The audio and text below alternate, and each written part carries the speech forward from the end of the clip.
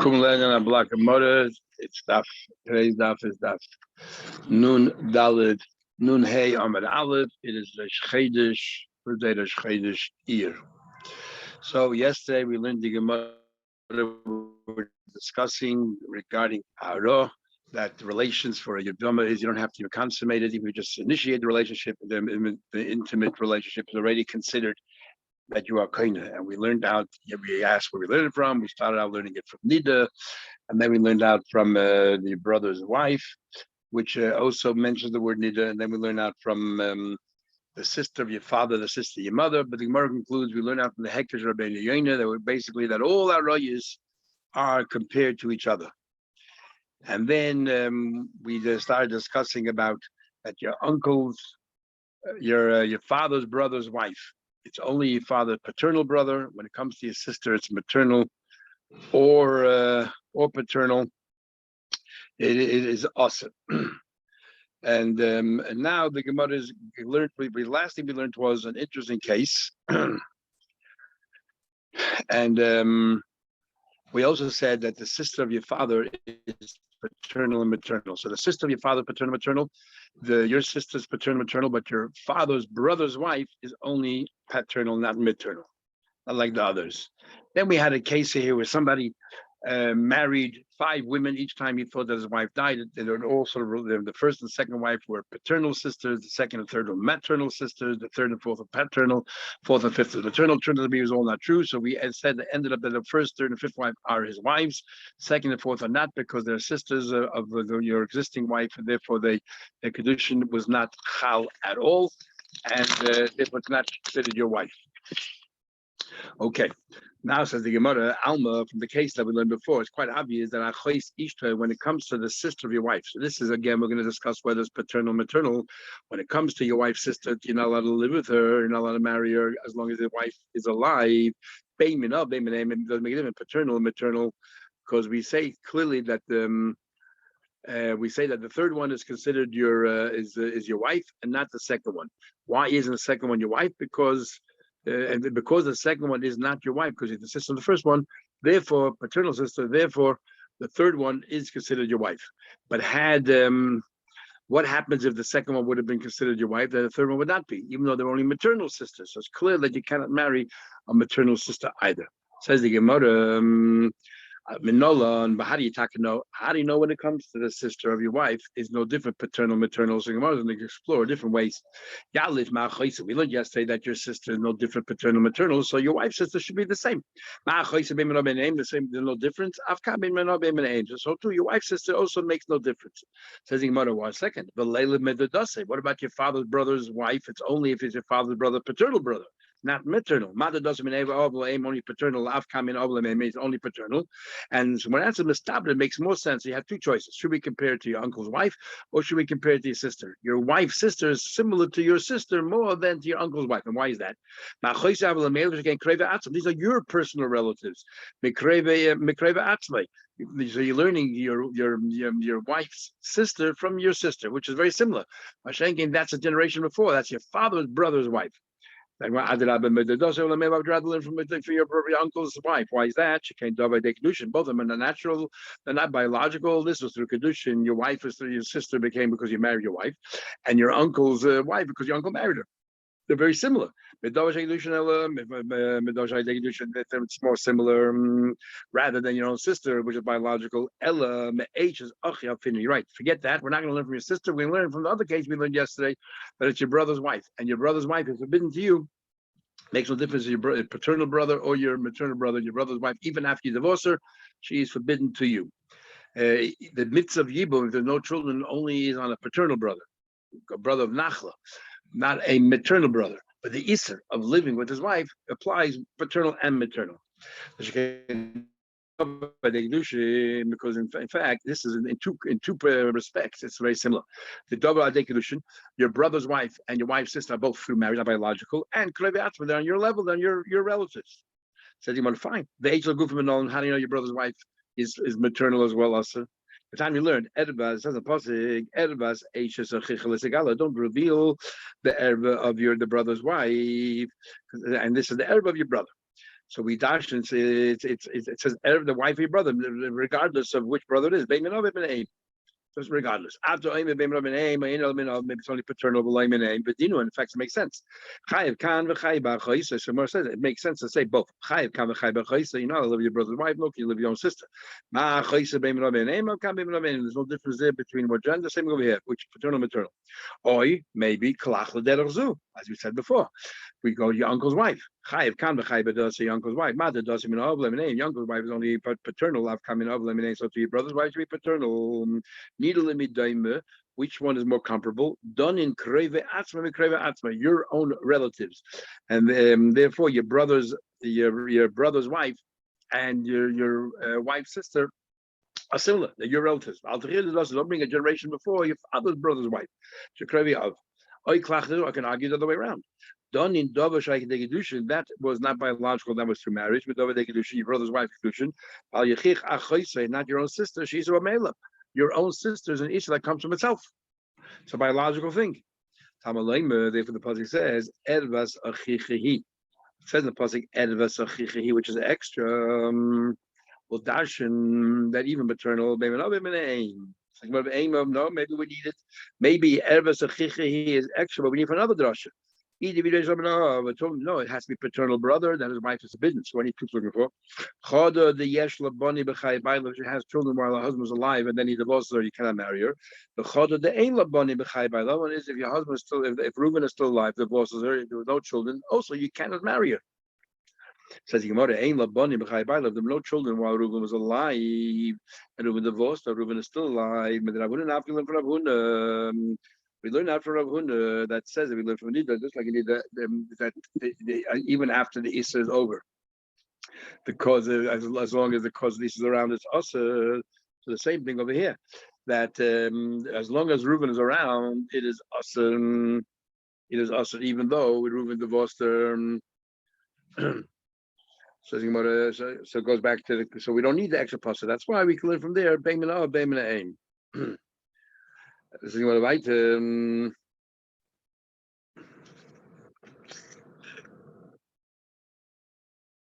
I lost the place. The aim of one we say, no, again, we still need to look about my brother's wife, paternal. One is we had children while the husband was alive, even though if he divorced, you're not allowed to. And the Chodo the Yesh Labonim La'acham is, by the way, when the husband died. But you had children, you would have thought that, okay, but now that the husband is dead, you can marry her. And because the husband is dead, Reuben is dead, and you need a possibility is forbidden. Says the Gemara, yes, if you have children after Mizbaila, we automatically know you're not allowed to marry her. Like since the Torah said, the Torah said, she had no children, you can marry her. Obviously, if you had children, you're not allowed to. Oh, yes, Labani, Masud is forbidden, so I don't need a pasuk for that. Who said, maybe you do need a pasuk for that, because otherwise we would have thought, but three possible ways. Either Ein Labani, Masud al-Alma, if they have no children, forbidden to everybody, Vishadia Yavam, but permitted to the brother-in-law. Or but yes, Labani, if he had children, and then Reuben died, Shadia le-Alma, Vishalam, anybody can marry, including the brother-in-law. Who said it's also to the brother-in-law? He has a mitzvah to marry her. Yes, Labanim Rishus, he's allowed to marry her. Inami or you're right, it's forbidden, but it's only not say. Ein Labanim in. Yes, Labanim lab. You're right. No children allowed to marry her. There's children allowed to marry her, but what is it? How do you know? How do you know from an assay? And the rule is the lava. But the assay isn't merely an assay. Therefore, ksiv krachin, we need other pasuk. So both are talking about paternal. How do you know maternal? So the Gemara, so the question goes back. How do you know maternal? But so that's what the Gemara answers. That's why we have an extra pasuk. There's an extra pasuk where it says Ervas Ochiv Gila. There's an extra pasuk where it says the error of your brother, your Megala. Besides the pasuk Ervas Ochichehi, there's a pasuk Ervas Ochiv Gila. That's an extra pasuk. Tell you what, maternal as well as paternal. Says the Gemara of Ema, why did we say Aishes Och Mina Aim, your brother's wife, maternal is Aishes Och Mina Och, same dinim as your brother's wife, paternal. Ma Aishes Och Mina Och, paternal. Achamisa by Lashai, after the husband died, she's permitted, in fact, there's a mitzvah to marry your brother's wife. Af Aishes Och Mina Lachmisa by Lashai, I want to say something over here, that afterwards it should be permitted your brother's wife. In other words, if we're comparing the Isa, maternal and paternal, then why don't you also say the mitzvah of Yibum? Compare it. On Makro, it says in Pasik, he bahava hosa tehei. Well, it should stay that way, and that the Isa still remains. The Isa still remains as maternal sister is never permitted. Only a paternal is a mitzvah after the brother dies if there are no children. Maternal is always forbidden. Says you want to find. Okay, now let's ask the Gemara.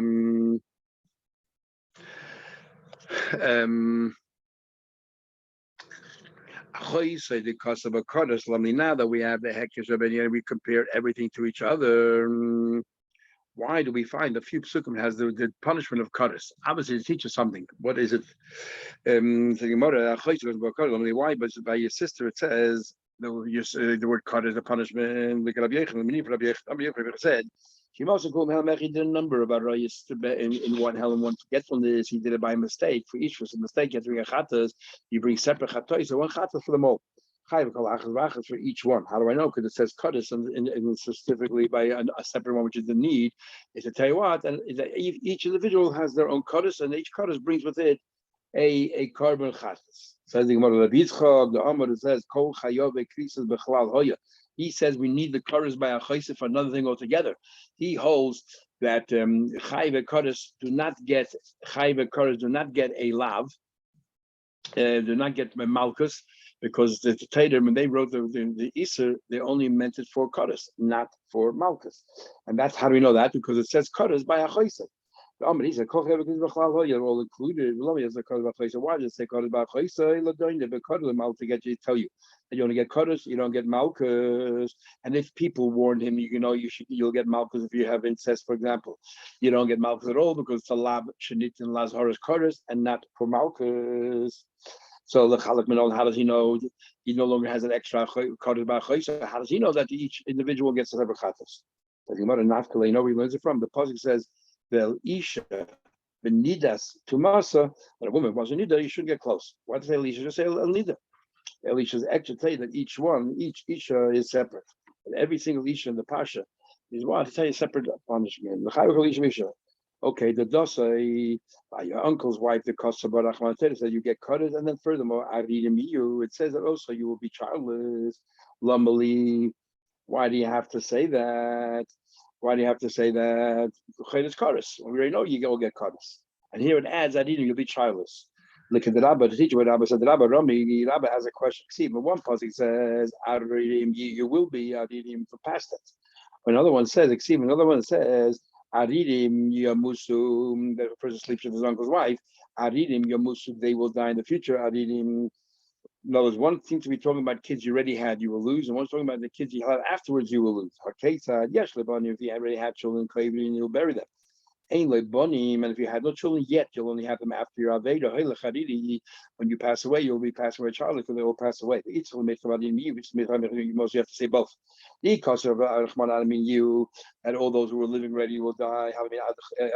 All those who were living before your sin. So your sin, you cut them all off. But the ones who were born post your sin, they were not even around in the world when you sinned. Why should they be punished? Is like because know that when you will die childless. Because if they will say that I would have thought future after the sin, that's it.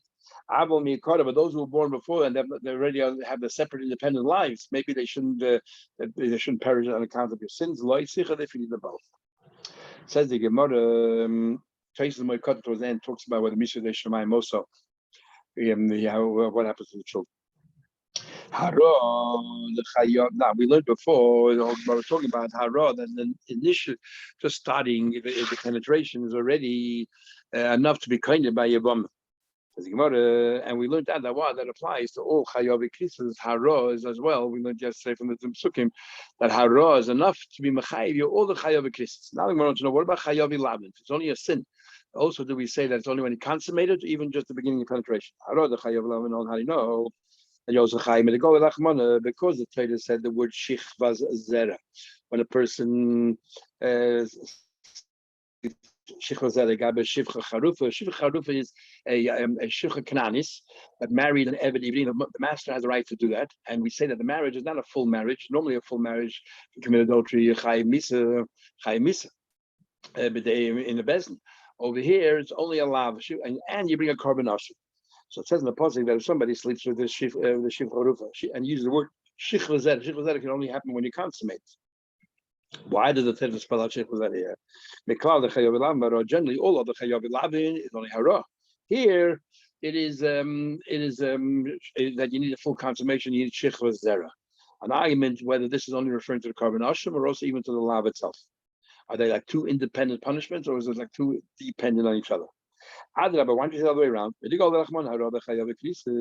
Since the Torah told us hara by chayav krisis, that in itself tells us about all other lavin. It's only when he consummated your Ovid. Then why you highlight shivur? Say nothing, and automatically we know that every single lav you have to consummate it. What about by a kohen? Let's say a kohen will marry a grusha, but this is a lav that's limited only to kohen. So it's a much weaker lav. How do you know over there? Even just haraz enough to be chay. Maybe there you have to consummate it. Asya, we learn out. So you want to say we learn out kicha. It says if a person takes achoisa ishis yikach es achoisa, take his sister, the daughter of his father, the daughter of his mother. So haraz says the word yikach, and then it talks about a kohen. It says that a isha zaina lo yikachu, you shouldn't take. So therefore, we learn kicha just like by chayav elavin. The chayav elavin what is just like by karif. It's haraz enough to mechayiv. You're sitting over here. So you want to find. What about chayav asay minol? What about somebody who is oiber and asay? How do you know that if somebody is oiber and asay? Also, for example, mitzi or daimi, how do you know over there haraz enough to be chayiv and asay? You know how you know. Asya, we learn out bia. You learn out bia from chayav elav. It says mamzer liyav kal Hashem, and it says by liyav by it says yav by yav. Sorry, it says that's where they quote. For example, yavam yav yaleh. So therefore, because it says bia. And that's how we know. But it says there by Doish Shlishi, by Mitzvah Daim, it says Doish Shlishi Yovai. We have Bekal Hashem. It says there would be a, and it says by Mamzer Yovai Bekal Hashem. So we know that's the same thing. Hara. So you want to find. What about Yavam L'Shukmanol? And what about the Issa for Yavam has to marry Brunlo and not let him marry somebody in the street, which is a lot. How do you know over there without Chalitza? How do you know Hara is enough? And then you get punished for that. So one of the right away. What do you mean? The one who holds the machlekes, we'll see later on the Gemara. And then the one who says a lav falls under the category of lav, and Ilam Dama says, we said before that both of them haraz enough. You're right. Our question is Yevamos and on how do you know Yevamos to Yevamos is enough to be kind with hara? So Gemara, you know how we know? Actually, we learn out bia. It says by Yevamos, it says Yevamos Yoveleh, and bia, and it says by Mamzer Yovel Kal Hashem. So therefore, we know hara is enough. Each of the Bible, I know somebody marries a woman that had raz enough to be kind. Ask you learn out kicha. Again, my mom's it says kicha. It says here ki yikach isha ubala, and by Yevamos it says lekach. Amar Rabba Lalish says he's going to write. Or by Chayav Krisis it says the word kicha. Rashi says by Chayav Krisis. Others might say for by Yevamos it says the lekach Lalisha. Omar Rabba says Rabba. Why Taka does say Shifra by Shifra Charufa? And which we'll soon see. We just explained why. We say Shifra by Shifra Charufa. Tell you that over there, different than all the lavin, you need to consummate before you're allowed. Okay, but also why is that Shifra Zera by a married woman? It says Shifra Zera as well. It says Ish Ki Yishka V'Yisha Shifra Zera, which is by Shifra Charufa. It says. The H is on Misecha by an H. Isha says, the wife of your friend, says Lezera. And also by Saita, and by Saita as well. It says, and then makes the husband who wasn't aware. Why is it Shifra all three of them? Shifra we just explained. H is Ish. You know why I said by H is Ish? Shifra Prat lemishamish meis. If his either was not erect, was like limp. You're not over, and that's why it says shichva zera, because you're not capable of producing shichva zera. Says you want honey from Adam and Shamash is potter. That makes sense. Of course, the one says that you take a potter. Elam Adam Chai. The opinion says you Chai. What do you say then? Alaprat l'mishamish meisa. If you went ahead and you were mishamish this woman while she was dead, and to tell you that you're not Chai. Tell me what I thought. And why would you think otherwise? It says that a kohen should go to the Mitamit to his wife after she's dead, and he calls her Sheida as a relative. It means even after she's dead, it's his relative. I would have thought maybe Chai as well. That did not. In fact, Mar Kedushin, as Taisa points out, if Gimel, we learn of a pasuk that when a husband dies, she becomes permitted. But we learn from here as well. The Seit Lamli, why is Sheikh Hazara by Seit Ligatanya to teach you the following? And that is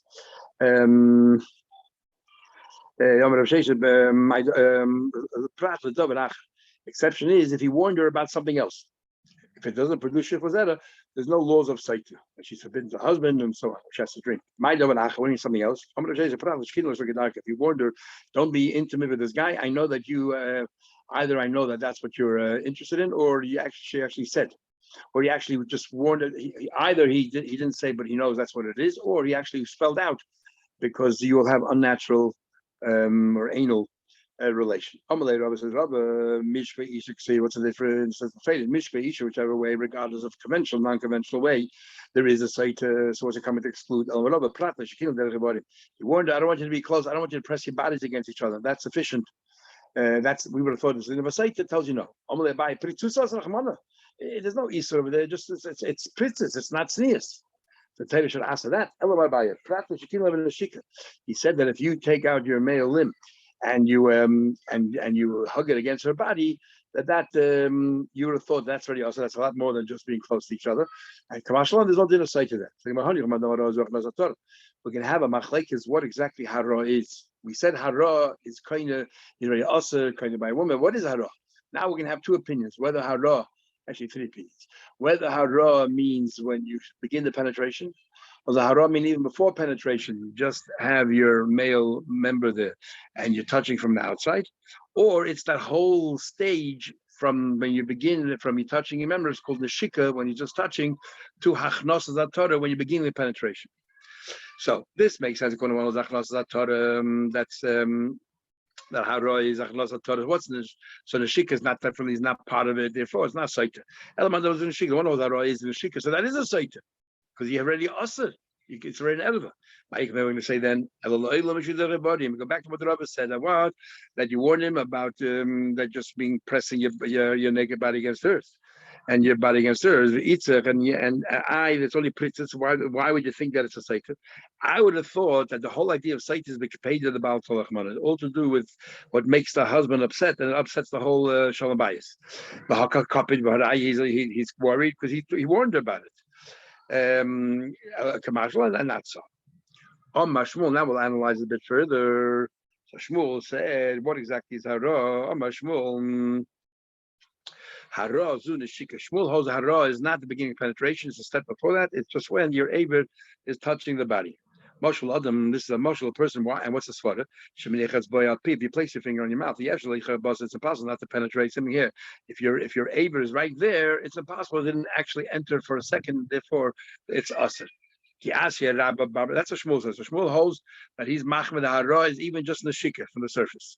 Comes along Rabbi Gamar Bia. He said that what's considered cementing or concluding the relationship, b'shivcha charufa zu hachnasa Torah. He holds Gamar Bia is the beginning of penetration. So what's hara then? Must be the step before in the shika. So Rabbi Yechon, according to Rabbi Barbachana, Rabbi Yechon is the same thing as Shmuel. Is mostly Rabbi Sheish, which has a question. It says Rabbi Isa. Sheikh Vazera in the Chaye, Sheikh Vazera, you buy a Shifcha Charufa. He's not Chayiv, Ella al Biyas Hamir. You're not Chayiv only when the Biyah of Mir, when you finally have your final Sheikh Vazera. That's what it seems like. My love Mir Gitz. What do you tell me that Hara is Yechayiv? That's clearly here. You're telling me Hara is Gemar Biyah. That's what Yechon said. That Hara, just beginning of penetration, is already considered Gemar Biyah. When it says clearly here that by Sheikh Charufa is only when Miruk Gid, which L'chayda means Sheikh Vazera. Said Gemara, no, all it says is the word Miruk. Miruk means Atara, when the beginning of penetration, and that's it. Just the crown comes inside, and that's what midik is. When the crown comes inside, and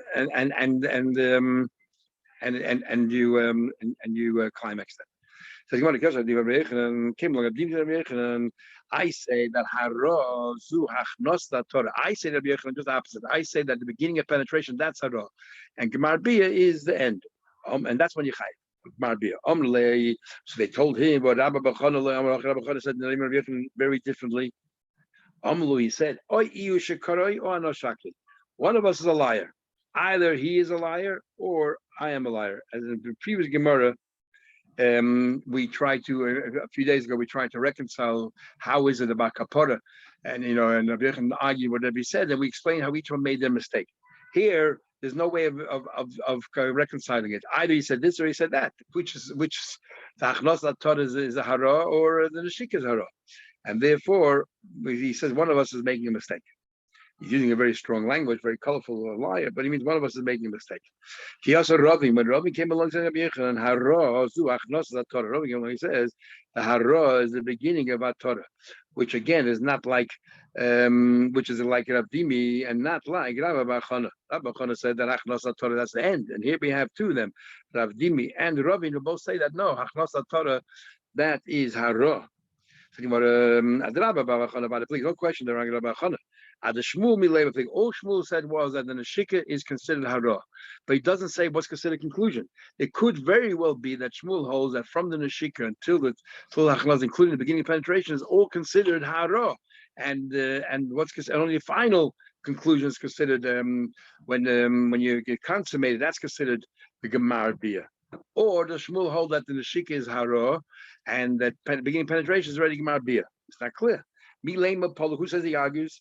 Loi, maybe not. Loi, no. Minashika, the Gemara sort of concludes, no. Minashika, ba'ad hachnos Torah hara korle. That whole stage, according to Shmuel, is considered hachnos Torah. So we have like three opinions here. Whether hachnos Torah is gemar bia, whether neshika is chilus bia, whether hachnos Torah is chilus bia, or that whole time between and neshika and hachnos Torah is considered hara.